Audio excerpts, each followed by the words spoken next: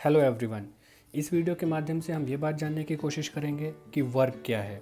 तो देखो, सबसे पहले मैं आपको बता दूं कि इन जनरल हम लोग जो भी काम करते हैं हम उसको वर्क की कैटेगरी में रख देते हैं, लेकिन साइंस में ऐसा नहीं है।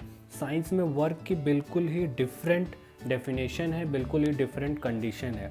फॉर एग्ज़ाम्पल, अगर मैं आपको बोलूँ कि अगर एग्ज़ाम आने वाले हैं और आप एग्ज़ामिनेशन की अच्छे से तैयारी कर रहे हो और उस तैयारी में आप बहुत सारे प्रोजेक्ट्स बनाते हो, बहुत सारी फाइलें बनाते हो, बहुत सारी प्रिपरेशन करते हो, याद करते हो, स्कूल जाते हो, कोचिंग से पढ़ाई पढ़ते हो, बहुत सारी चीज़ें आप इसमें इंक्लूड कर सकते हो। इन सभी को आप बोलोगे कि ये हमने बहुत ज़्यादा वर्क किया है, यानी बहुत ज़्यादा काम किया है एग्ज़ाम के लिए। लेकिन साइंस की लैंग्वेज में ऐसा नहीं है। साइंस इसको कोई बहुत ज़्यादा वर्क नहीं मानेगा। साइंस के हिसाब से बस थोड़ा बहुत वर्क होगा ये, ठीक है।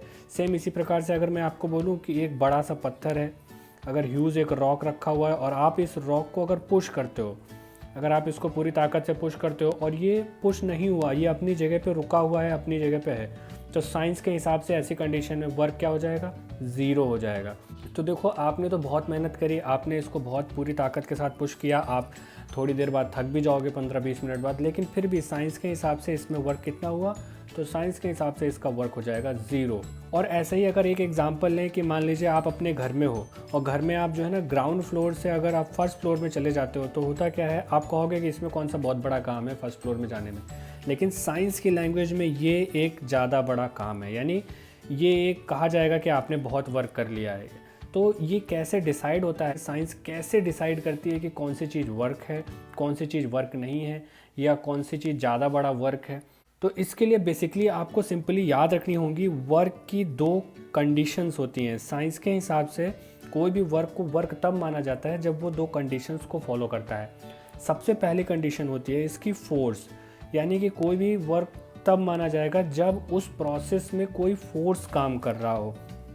अगर उस प्रोसेस में कोई फोर्स काम नहीं कर रहा है तो फिर वहाँ पे वर्क नहीं माना जाएगा। अब आप बोलोगे इस प्रोसेस में भी देखो यहाँ पे फोर्स काम कर रहा था लेकिन वर्क ज़ीरो क्यों था?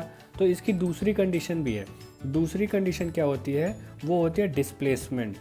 फोर्स और दूसरी हो गई डिस्प्लेसमेंट। देखो, अब इसमें क्या है, यानी आप ऐसे किसी भी प्रोसेस जिसमें फोर्स लग रहा हो और उस फोर्स की वजह से उसमें कुछ डिस्प्लेसमेंट हो रहा हो, तो ऐसी जगहों पर हम बोलते हैं कि वर्क हुआ। अगर फोर्स लग रहा है और डिस्प्लेसमेंट नहीं हो रहा है, जैसे इस केस में आप जब रॉक को पुश कर रहे थे तो फोर्स लग रहा था लेकिन डिस्प्लेसमेंट नहीं हुआ, तो इसमें वर्क क्या हो जाएगा? ज़ीरो।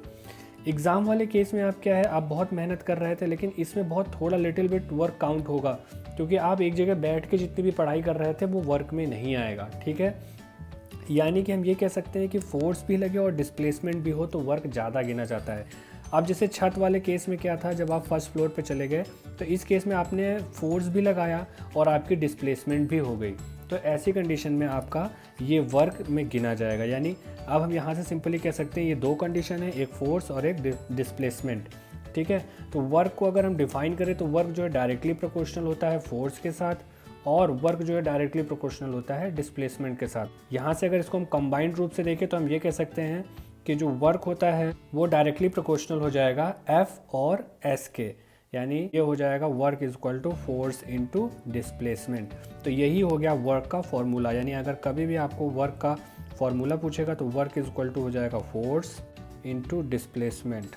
अब इसको बहुत आसानी से आप डिफाइन कर सकते हो कि जब भी कभी किसी भी ऑब्जेक्ट में फोर्स लग रहा होगा और उसमें डिस्प्लेसमेंट भी हो रहा होगा तो उसको हम वर्क की कैटेगरी में रखेंगे। ओके।